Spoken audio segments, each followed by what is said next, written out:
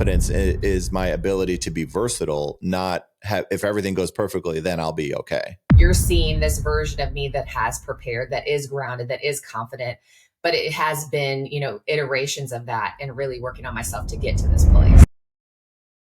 So I'll tell you a little shift that's happened in the podcast over the last probably 6 months that I find very intriguing. My audience historically was 85% women, 15% men. And it is now like 65-35.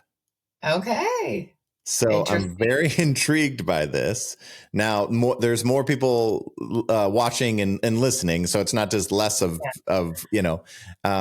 but there's such an opportunity there because, again, I'm very intrigued and I'm passionate about this shift of the marketplace, the shift of the economy, the shift of families, homes, and my dad, obviously thinking about generational standards and how women were and I'm not saying this is what I believe, it's just what it was, but like my dad's mom stayed at home, my grandpa went to work, and she took care of everything, did laundry, did all the cooking, and my dad just kind of just showed up and did his thing and everything was ready for him. Well, then marrying my mom, and my mom grew up with a different kind of background, and to where like she didn't feel like that was her role. So she master's degrees, and she was a teacher and psychologist and all these things. She was a pursuer and a dreamer and all that, but she was also still expected to have the dinner, to have the field trip, have the lunches made, all the things. And I don't know that, I mean, not that I don't know everybody, right? In the sense of like my own little, like what I make myself aware to world, but just also understanding like there's probably a lot of women listening that are still trying to work 60 hours a week and still be everything at mom and still go to everything in the evenings. Like, I don't even know that kids go to school anymore. Like I work with a lot of people and they're in school like 3 days a week. I was like, wait, my daughter's literally off today. I'm like, what? So the 20th professional development day? I'm like, it's only October. Right. I know. Yeah. Yeah. But just like, kind of like what is that breath? Like, what is that thing to help? And some of it is communication. And obviously, I think some of it, too, is men kind of being more aware and stepping up and not being intimidated by powerful, brilliant, strong women. It just takes some time to get there. But yeah, right. That's full snaps. But I grew up with a mom who was pursuing that. So like I admire that and I respect that and I create space for that. I'm not threatened by that. And so some of the thing I'm excited about is there's a lot more men listening to this to kind of, like you talked about emotional intelligence. I'm a man and I say women are typically more emotionally intelligent, but that doesn't mean that men can't be. It just means that men haven't needed to be. Right. Yeah. And so just thinking about how to balance both of those jobs with grace. Cause like, I think sometimes people I think they lose sight of the idea of sacrifice. So I can sacrifice, like you said, everything in my professional life. I can pursue that, but you're going to sacrifice everything at home. And I think a lot of people think if I pursue everything at home, I'm going to sacrifice my career. So tell me about how that resonates. And then just kind of that confidence to try to figure out how to do both with grace. Yeah. That one hits home for me and a lot of the women that I work with and also fellow coaches, but there's this idea of like, you've got to do it all, be it all, and do it flawlessly. Like that's part of it is like, don't let them see you sweat. And I think we're seeing this kind of like great awakening of like, I have a dear friend, she's on this mission to like free the moms, like free the moms from these ideas. And even for myself, I've been so fortunate to have really good friends that are great examples that you don't have to be perfect and you don't have to do it all. And it really gets into like, that's why I hate the term work-life balance, because balance is chasing perfection. It's perfectly balanced. It's more about integration or harmony and understanding for myself. There's going to be seasons where like I'm hustling for my business. That's the reality of it. Okay, then what does that look like for my home life? And it's going to ebb and flow. There's going to be down times where then it's like, okay, then I can pour more into that. But I think if we got to get out of this idea of this like perfect balance and perfection in general of like, I'm going to always show up as a perfect mom. There are going to be things that I miss because I'm at an event. My daughter, she again goes to a small Catholic school. We're not even Catholic, but she goes to a small Catholic school and she's read in church 100 times. And like, she was reading in church, but I was at a speaking gig and she was like, Mom, you're going to miss this. And I'm like, yeah. And it's going to be okay. Like, I've heard you read. but it's showing her, I want her to see that as an example. And like you said, Mm, you had your mom as an example of what can be. And it doesn't have to be these models that aren't working, because it's not working. It's, I mean, women are breaking, and like they're just in this place of like burnout, and it's unsustainable. And so we can show a different way, like, and have a partnership, or men that understand that there's other ways of doing this, and even shift our ideas around parenting, mm, and the different identities that we have, whether that's, corporate, or, motherhood, or as an individual, or as a partner, whatever that may look like. yeah. So, Yeah. There's yeah. just so much that, honestly, it's human, Yeah. and it's day to day. It's kind of grace by grace, moments of grace, and, like life not necessarily turning out how we thought it would be. And, the kind of holding the decisions I'm a firm believer in this too, that we often regret more the decisions we didn't make than the ones that we did, or we, Yeah. we regret actions we didn't take versus the ones that we did, overall. Obviously, some of those are personal, right, for different Yeah. people. But one thing that I have found myself is when I feel the most confident, it's more in my abilities and my discipline and my mindset than it is my outcomes and deliverables and Right. achievements. Yeah. What are your Yeah. thoughts on that, and kind of understanding confidence coming from keeping more promises to ourselves, Yes. confidence coming from believing that we can do something new because we have the discipline to commit to a habit? Yeah. Yeah. I mean, it's always progress over perfection. That definitely resonates. It's like, okay, I've got to do this perfectly. That's going to keep me stuck. A lot of people get stuck in like analysis paralysis or inaction because of that. And so I love the like keeping promises to yourself. Sometimes it's little promises. Hmm. I work a lot of times with women too, of like saying no. Like, the word. Like, I literally make my audiences, like, we all say the word no to collectively. And I'm like, see, you do know the word. But it's like figuring out for yourself, where are those boundaries? Where can I keep a promise to myself, and where can I show up in that way? And yeah, just all of the different pieces of like, for ourselves, what is that true reality? And how do we do that? So I love all of that too, of like for yourself and how you navigate that. Yeah.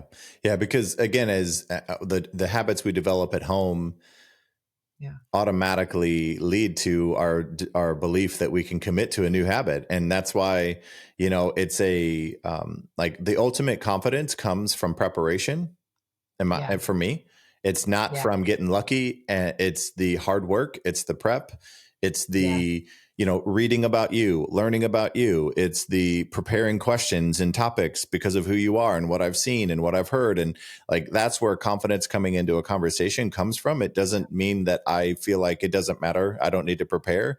And, I think that's why, like, when you look at the greatest, quote unquote, greatest of whatever people would say is an industry or a role or a leadership or whatever, those are often the hardest working people, but they attach purpose to their habits. Yeah. I will also say for myself, as like a high achiever, and someone that likes to control things, which is not always helpful, I've got to watch that, because I love the preparation. I also don't want to get into a place where it's like, it's just never enough. Like, Mm, I'm never going to be prepared, because you can always do more. And so for myself, there's a little bit of like the preparation, the habits combined with trust and faith. So I can do all the things. I can hustle, because I'm really good at that. That's my go-to strategy. And I also trust that the universe has my back. Like, I trust that the women, I'll show up on social media, I go to the speaking gigs, and the women that want to work with me, that I'm able to serve, are going to come to me. So like, that's been a new shift for me, because I'm not always the trusting one. It's like, let me do more, let me prepare more, let me achieve more, then it'll be okay. But sometimes letting go, because if I'm coming from that scarcity place or mm, like hustle place, and that's not where I'm hearing you say that, but I know for myself, I really have to watch that balance, keyword balance, but like watch that fine line mhm. of doing more. Why am I doing more? So, Yeah. Yeah. Well, and there's comfort in controlling what I can, which is what you're yes, talking about. Right. And so, like, yes, I'm not necessarily I don't seek control. I can take it if I can be in control if the situation lends to it. If I kind of look around and, I'm an energy person and I can kind of pick up on people's vibes and I can Yeah. understand that, but I'm also perfectly fine kind of, I have two ears and one mouth for a reason. I talk a lot. I learn a lot more when I listen and I love to learn. So I kind of did that math and like, well, listen to more people than talk to them. But talking to people, not at people, there's just so much intentionality around controlling what you can. And I can always control how much I prepare. I can always control how much I show up, what time I show up, how I think about myself, like all of these things. And that's one of the things I like to just really kind of walk people through whenever I coach with them, is just really, what are you focusing on? And oftentimes it is things they can't control. And then I'm like, well, you're inadvertently not focusing on things you can. And then we write down So the it's list. like making peace with the things that like we can't, and then focusing. Because even for myself, like when I was talking about like getting the vice president role, reading that book, I realized all the things I was doing to play small. Like when I would talk about my accomplishments, I would say we instead of I. When I was in different situations, I wasn't being clear with my boss what my aspirations were. Like there was all of these little things that I was doing, and I had to be honest about that because it was keeping me small in my role. And so I like that balance of locus of control, and then what are the external things that I can't control, and I have to just trust that they're going to be okay, which is hard. That's hard to do because I'm like, oh, maybe I can control some of those things, and not in a like, problematic behavior, but like for myself, it's like, I want to be able to do something and really serve, and also know that things are going to be okay at the same time. Yeah. Yeah. I mean, one of the things that I've learned about myself that I also have to be respectful of for other people is I'm fine in the moment. Like I could give a keynote literally anywhere. Like if somebody says, what if your slides go out? Like, I'm not worried about it. Right. Oh, yeah. But You like, got to be ready for that. yeah, I could totally not. I don't want to say wing it. Right. It's really more because wing it for me feels a little bit more like I didn't prepare, but I can pull it off. That's not what I mean. I mean, my preparation gives me the confidence that I can do this no matter what. And what I've learned about confidence is my ability to be versatile, not have, if everything goes perfectly, then I'll be okay. So true. So true. And you have to be okay with those moments. Like I think of like some of the, again, different stories that happen when we're traveling, speaking, like if your slides go out, technology, like just weird stuff. I know I had one of our friends, Kim, she talked about her high heel just broke because she just took it off, But I think there is sometimes, and I forget this about myself, because I am such a preparer, then it just looks easy to other people. And I'm like, you don't know how much like hustle actually and hard work went into this, because I show up, you're seeing this version of me that has prepared, that is grounded, that is confident. But it has been, iterations of that and really working on myself to get to this place. So that's what I was thinking when you were talking about that. Yes. Yeah. Yeah. Well, and it's like, I know some people don't love those moments of just like like literally I can get a call at any second, like, hey, can you hop on a call? And like, we just do our thing. Right. But some other people need some time. So it's also understanding that to help other people feel confident in a moment, helping them communicate. Right. I want to get into psychological safety a little bit too, because I'm a huge fan of that. But like creating a space where people can say that they're not confident and not feel less than. Yes. And it goes back to, you were talking about failures or mistakes, like creating an environment where mistakes are okay. Like as a leader, that was my biggest lesson, is just like showing people and communicating when I made a mistake, because then I was making it safe for them too, to come to me, rather than it's like, oh, I have to be perfect. Then no one's going to want to communicate. And I would say like no one connects with perfectionism anyways. Like my best mom friends are the ones that are like, oh my gosh, Sally almost ate a cigarette like at the park the other day. Thank God she didn't. Like those are my mom friends, not the like, I'm perfect, I have everything figured out, because that's just not real. And especially with like AI and just the world right now, we want real way more than we want perfect. So I went on a tangent there, but I was like, yes, all the things. Yeah. Well, yeah. And the reason why I say psychological safety, the reason why I kind of wanted to dive into it, I know you mentioned it earlier. I'm a huge fan of, in my own relationships as well. Yeah. But also in work environments. I've been a healthcare leader for 20 plus years, and creating, like, if somebody were to say like, how would you define your culture? Yeah. It's not grateful. It's not positive. It is some of that, but like if I were to really describe what is the thing that holds it together, really my answer is going to be psychological safety. And then I've even heard people recently like put down psychological safety because people are abusing it. And well, they're not necessarily the term, but people are feeling like it's getting abused, saying Yeah. people are taking advantage of what it's sometimes perceived as. And, Yeah. it's just this idea of clear communication. I'm Yeah. really interested to hear a little bit more about you and the work you're doing too, but how you create that. But when you're the one trying to cultivate psychological safety, it takes a lot of vulnerability. It takes probably more listening than speaking, but like personal life and professional life, how do you kind of get people to that space to, one, recognize what psychologically safe even means, but Yes. two, how to cultivate that authentically? And I feel like it's a slow drip. It's not like, Yeah. all right, everybody, we're a psychologically safe culture here, right? It's Yeah. not a declaration. It's much more of a cultivation. Very much so. Yeah. Yes. Yeah. So tell me more about that and why you're so passionate about that. Yeah.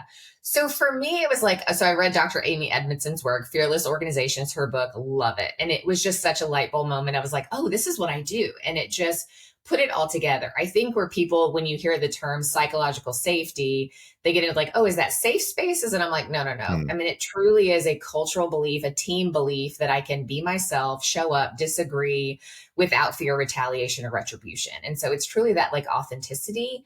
Creating it is a little bit more challenging. And like, how do you get into that? And I love that you parallel that too, because as you said it, you're right. Like, I want to cultivate that in my relationships outside of work too, my friendships or my professional relationships, because that's important to me, because it's the authenticity. I'm going to show up, I'm going to make mistakes.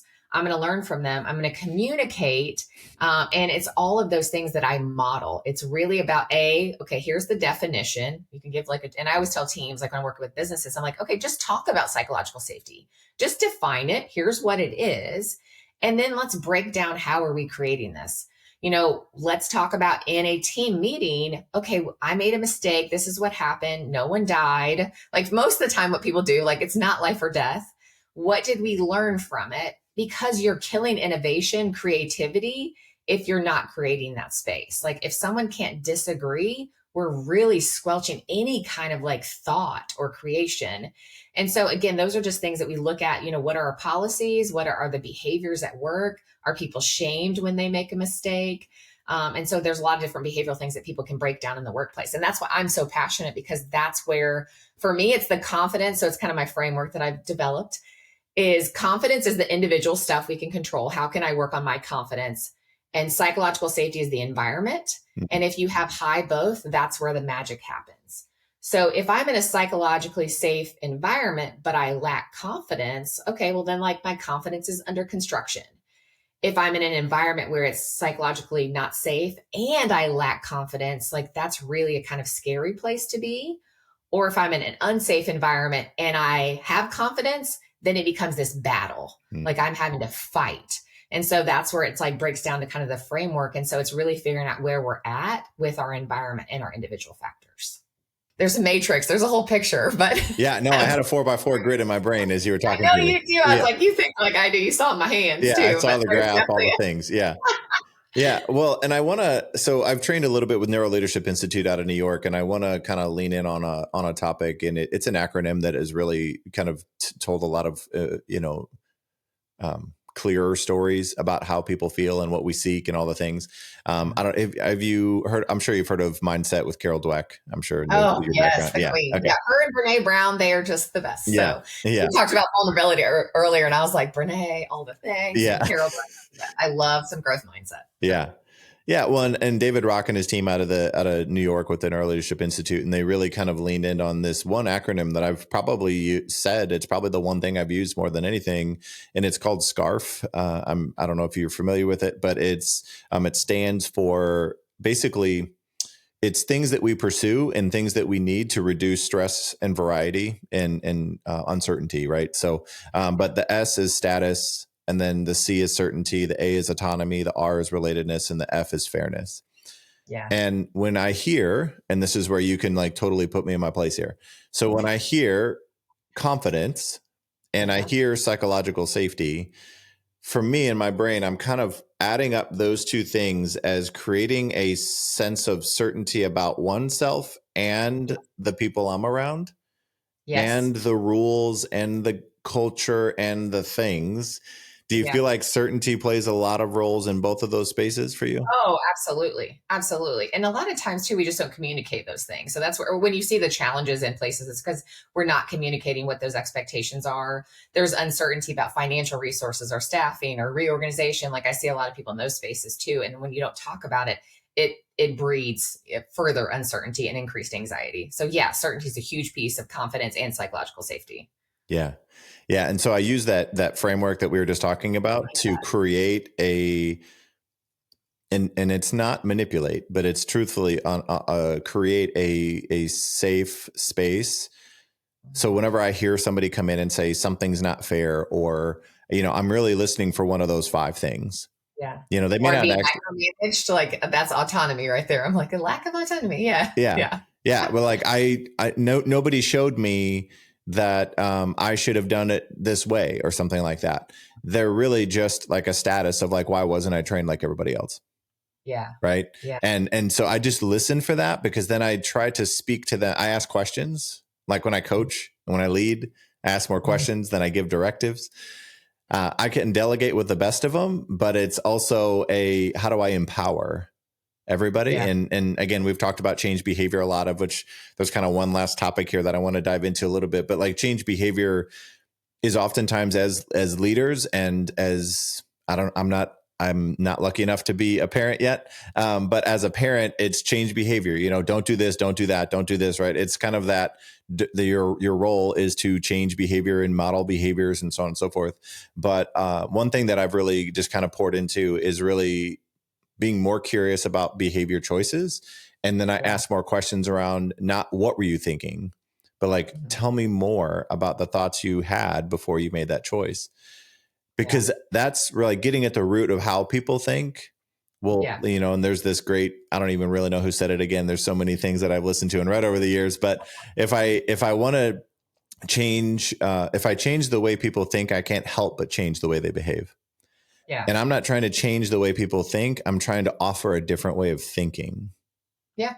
Because how people think is up to them. It's their own choice in their own life, but offer perspective moments. And that's sometimes a little tough with some people to kind of have some of those, because they're like, no, I want you to see it as I see it. I'm like, no, I also want to look at it both ways. Right. Yeah. Like how you felt it versus what it was. And how do we find the middle space with that? And, but yeah, so Carol Dweck's work is really powerful with growth mindset too, with some of these things around just the skill, right, that you talked about. Yeah. And I love Marie Forleo's, like her quote of like, everything's figure outable. Like that's also part of it. Like most things are, especially with like ChatGPT, I can look at most things or YouTube videos. But yeah, like as you were talking about, I'm like, you had me think of something here. We were talking about like people's assumptions. Yeah. So when people think the way they do, or they act in a certain way, I also want to challenge people of like, okay, if you are interpreting something that they did, why are you interpreting it that way? Because at the end of the day, I want to believe the best in people. Now, we've talked about like, I am an obnoxiously positive person. Some people say like, I literally did this whole, it was actually a donation thing yesterday where I was locked up in jail, and it was for CARD-B, our Coalition Against Rape and Domestic Violence. And it was like, my crime was unsolicited positivity was my crime. Yeah. So I'm not about the toxic positivity, but like genuine, like for me, I want to assume the best in people. And if they're doing something, they're doing that for a reason. We may not understand it. They had experiences in their life that got them to this point, that they believe a certain way, they act in a certain way. But a lot of times we want to just like be angry or frustrated, but it's really getting curious and getting empathetic. So I love the curiosity piece that you blend into of like, I really want to understand what led you to act that way or say this or do this, is really, really helpful, especially for leaders in so many ways. Yeah. Yeah. And it's just an ever growing journey that we're on, really. And, a big shift that I've been able to communicate with people a lot of times, the positivity piece, it's almost like such a word that people are like, if I can give them something else really quick, then they're like, okay, I like that word better because they're like, oh no, here comes the smiling guy. Right. I know. But I know.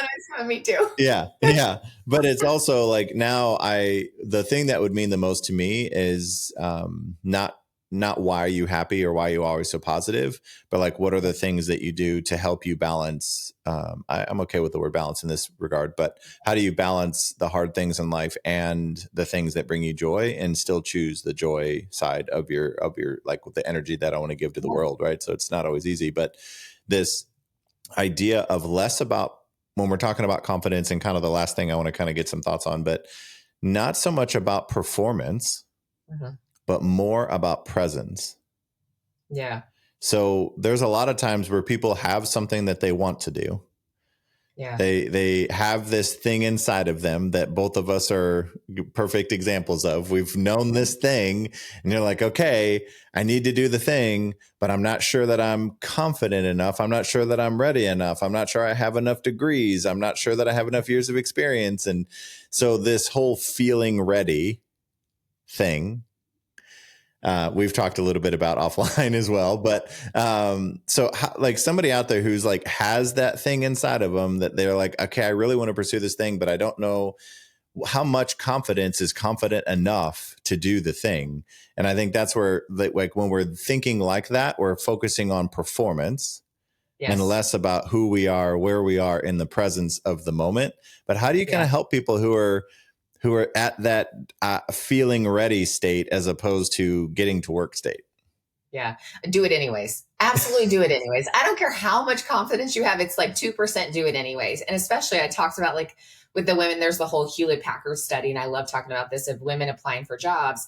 Men will apply for, or women will only apply for a job if they meet anywhere from like 60% of the, or men will apply if they meet 60% of the qualifications. Okay.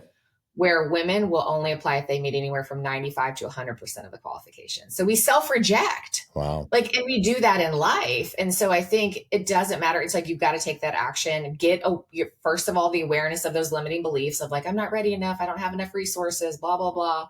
There's no perfect time, but just take the very next action. Like, what's one thing I can do to move the needle? What's two things? And so, how do you eat an elephant? One bite at a time. And so if there's something that's on your heart, I truly believe that it's put there for a reason. So for myself, like launching a business, I always had that internal, like, I want to have my own thing. I want to have a business. I want to have a big impact. I knew it was there. And I believe that was put there for a reason. Now, if I choose to do something with it, that is on me. I've got to take action. But it's like, okay, it's put there for a reason, then do something about it. And so there's a lot of things that you can do. You can find other people that are 2 steps ahead of you. You can hire a coach. We know some great people. Like, there's so many ways where you can get out of your own way, but those are those opportunities to really, get clear and take action. So just do it anyways. Is always my, why not? Because that's how I live. I'm like, why not? I've built a life beyond what I ever could have imagined. Like, again, I moved out at 16. I came from nothing. So the life I've built has blown my mind, and I want to continue to live in awe of that every single day. So why not? Yeah. So I hope whoever's listening, listen to what she just said. If you're still here with us, this is going to be part 2. But if you're still here with us, do the thing. And if you're not sure how to start doing the thing, call Dr. Casey Lacey. She will tell you how to do the thing, but not without systems and processes and real stuff, not just the desire to do the thing, because that's not just enough. And but if you have that thing on your heart, on your mind, the thing you think about when you're on the walk, the thing that just keeps getting your attention of, man, that person's doing what I've been talking about doing, and that person's really great at it, and I really want to talk to them, and like the people you're reaching out to and the people you're connecting to, pay attention to that. I love the idea of like, pay attention to your gut reaction and your gut, pay attention to the gut. There's a lot of science behind gut but it's also pay attention to the signs that are kind of guiding you and helping you along the way. But nobody does anything by themselves, no matter where you came from, no matter what you've been doing, no matter where you are, I lean on you, and we've messaged back and forth about different things. Like, we're not competing against each other, even though some of the things we talk about are similar. There's plenty of room There's for enough all to of go us. around. Yes, there is. Yeah. Yeah. So, but really, I want to thank you for one, being the person that you are, for sharing some of your story with us today. And as I kind of wrap up, I really want to, I want to make sure that everybody listening knows exactly how to get a hold of you so that they can start doing it. Whatever the it is that you just said, just start doing it. Because oftentimes we feel more ready after we've started doing it instead of waiting to feel ready to start doing it. So how can people reach out to you? What's your website? All of your things, because I want people to be able to reach out. All the things. So LinkedIn's my primary platform. So Casey Lacey, it's spelled KASILACEY, Dr. Casey Lacey. But I also have a website, which is CaseyLacey.com. So I'm on Instagram. I'm on all the social medias, so you can find me there. But LinkedIn, message me. I have a newsletter. I would just love to stay connected because I love to give out as many free resources as possible because I want to share that with women and make an impact. And also not just women, but businesses and organizations that I work with too. Yeah.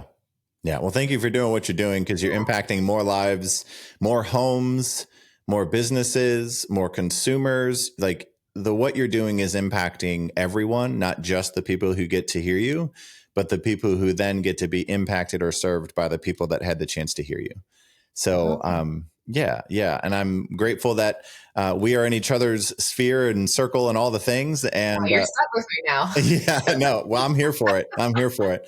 And, but yeah, so I look forward to, I will tag you in everything that we post, so that everybody listening will kind of cross some audiences. So more people, but really Dr. Casey Lacey is one of the most approachable, kind, considerate, compassionate people. And when you get to meet her, whether it's this podcast or in person, she's somebody that's going to make you feel comfortable in who you are while she helps you shape your confidence and your belief in yourself, to be everything that you know that you can be and you want to be. So with that, I will wrap up with you. And I appreciate everything that you've shared with us today. I've learned, I have a bunch of things that I need to go write down in my brain, get it out of my brain, because we're all going through this. And, so I appreciate you sharing what you did. And I look forward to sharing this episode with the rest of the world. So thank you very much. Thank you. All right. You're welcome.